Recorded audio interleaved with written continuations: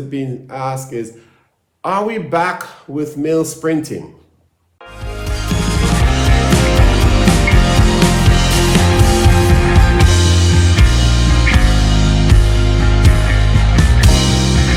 Hello and welcome to another episode of Technique Talk, where we talk about the things that nobody wants to talk about. And we're happy that you've joined us. And today we're going to be looking at a preview of the JAAA National Junior and Senior Championships, which starts in just a few days. And today we're going to look at a preview of the men's event. In other videos, we look at the women's events, and then we look at the junior category of the championships. And it is a championships, so national champions are going to be declared.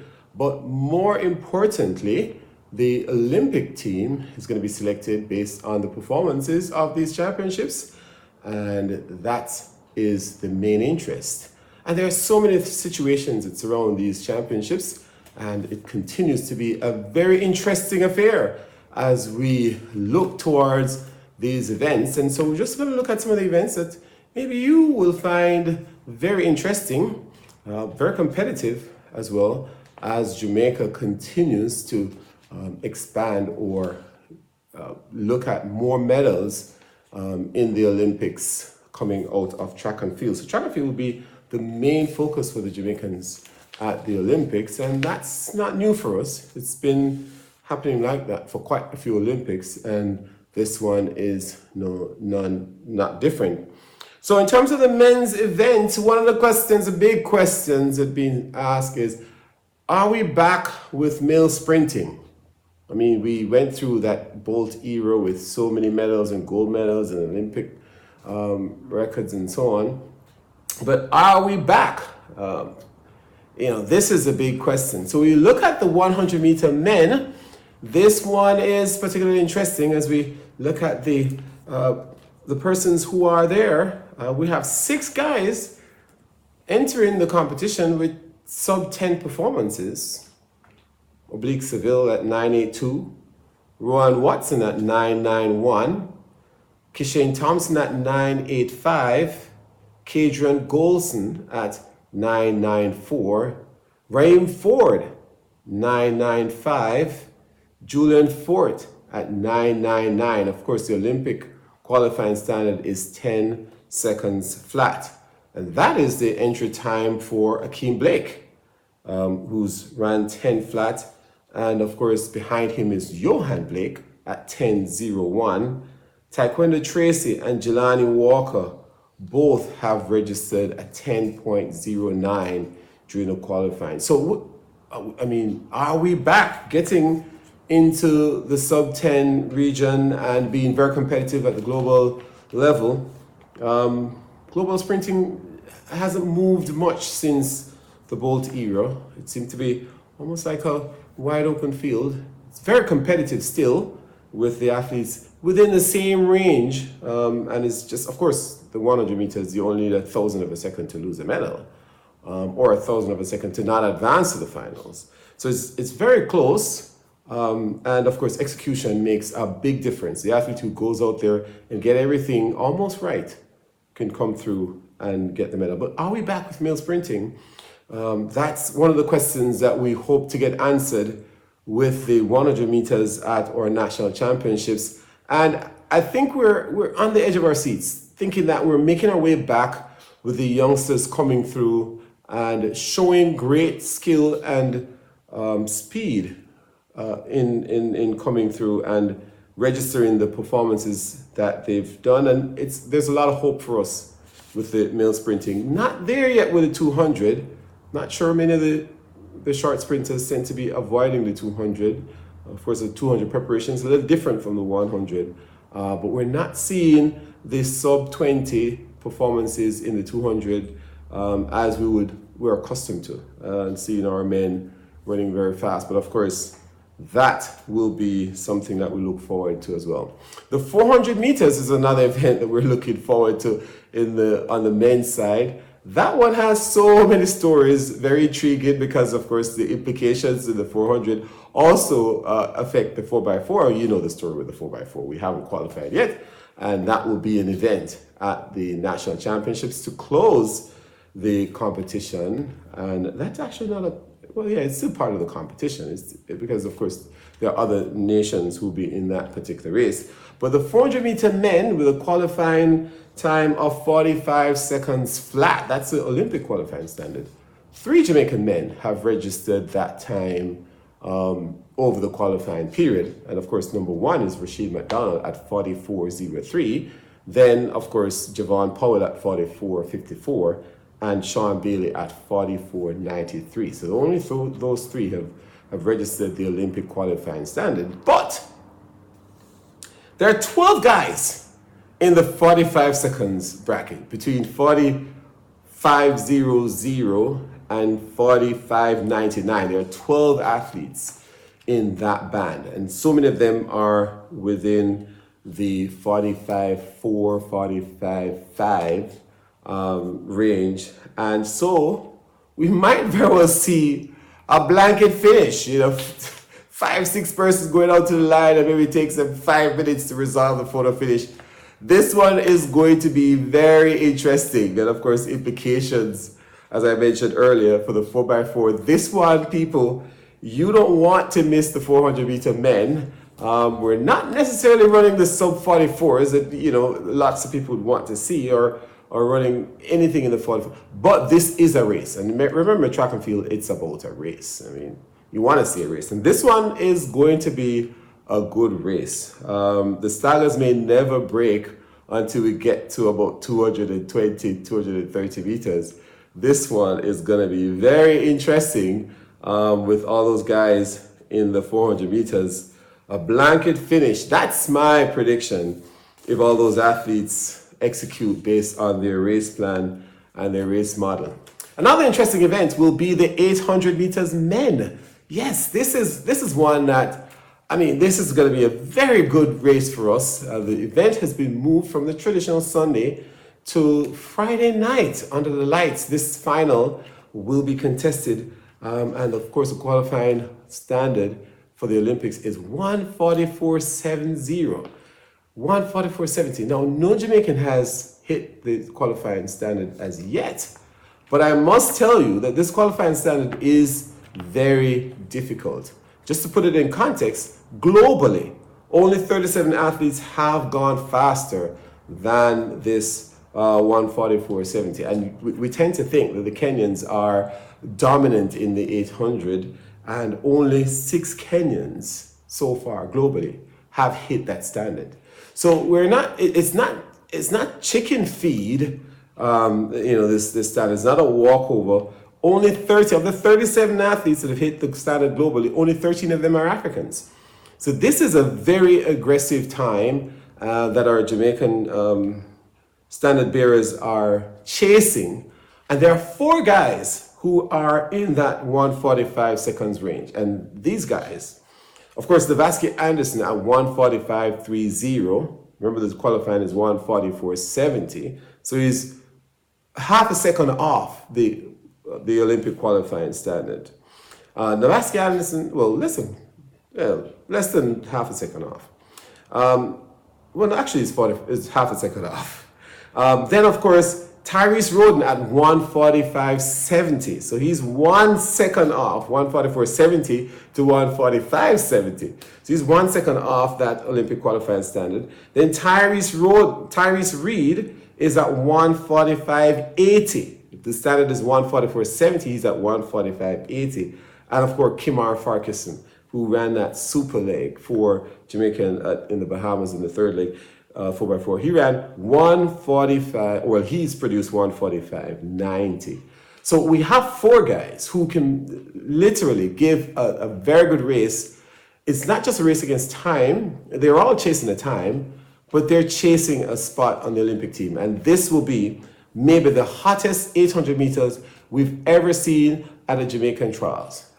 Going on record in saying that this is going to be really hot. Now, of course, you can't put a rabbit in this race. It's a championship, so I'm not sure you can put a rabbit, but hopefully some split times will be there at the 200 to give them the idea, give them a context of where they are relative to their own targets, and see if we can get a race. Of course, the energy in the stadium should be so much that they can drive them to get this standard, but it's very aggressive. And this is going to be a very good race. I'm looking forward to this one. 800 meters is turning the corner for us here in Jamaica. And this, we are indeed well happy for where this event is and the progress that these guys have made. Of course, next would be the 110 meter hurdles. This one is always special at the Jamaican National Trials or Championships, especially on the men's side. All the men who line up at the national championships in a finals have some title, some global title or medal behind their name. It's amazing how stacked this field is sometimes, and that very good quality athletes are left behind in Kingston when teams are selected because they are so good. There's so much depth. And the Jamaicans definitely know how to hurdle. The coach is doing an excellent job in preparing hurdlers, whether it be sprint hurdlers or floor hurdlers, whether it be male or female, regardless of what level, junior or senior, we seem to be up there with everybody else. Dip into the line for those medals. Hurdles definitely is something that the Jamaicans know how to do. And in this case, this race is not just an obstacle race. It's an obstacle race with fire because there's so much fire in this particular race. You have the Olympic qualifying standard of 13.27 seconds, 13.27. And let me read out the 8 guys who are within that range. Of course, we only have 4 guys hitting that standard. Orlando Bennett, 13.19. Rashid Broadbent at 13.24. Omar McLeod at 13.25. And Hansel Parchment at 13.26. So that's your 4. And then you have Jordani Woodley at 13.29, Jerome Campbell at 13.30, LaFrance Campbell, not sure if there's any relations there. They both went to Calabar. LaFrance left a couple years before Jerome. 13.37, Philip Lemonius at 13.38. That's 8 guys I just called. And I didn't call names like Gianna Roberts, Tyler Mason, Jaheim Hales, or Damian Thomas. Can you imagine that? We have 8 guys, and Tyler Mason is a world under-20 silver medalist.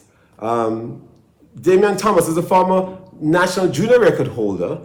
The field is so stacked, folks. This is crazy. This is not just 10 obstacles. This is 10 obstacles and fire. And this is going to be a very tough race for these guys.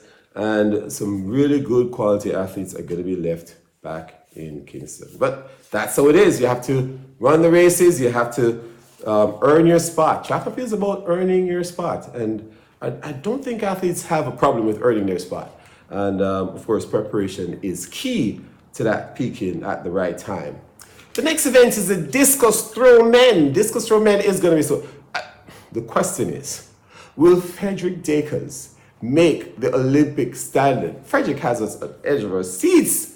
Nerve-wracking, the national record holder at 70.78 meters. Will he make the standard? Of course, there are 3 Jamaicans already achieving the Olympic standard of 67.20 meters, and these guys are in this competition. They only need to finish in the top 3, having already achieved the standard. They only need to finish in the top 3 in order to secure their spot on the team. Dakers has to secure the Olympic standard and beat at least one of these 3 guys to make it on the Olympic team. Can you imagine that? So if Dakers hit the standard and finish 4th, he's out. The 3 guys that have actually hit the standard already, number 1, Ralford Mullings at 69.67 meters. Ralford, of course, great success at the under-20 level and is now coming through 3 years later to take his place on the Olympic team. It's very important in terms of the progression. Rajay Stoner, 69.05 meters. He's the 2nd longest thrower of the 2K disc this season for the Jamaicans. And then Travis Michael, very experienced, World Under 18 medal, first for Jamaican, and he's coming through. He's at 67.83 meters.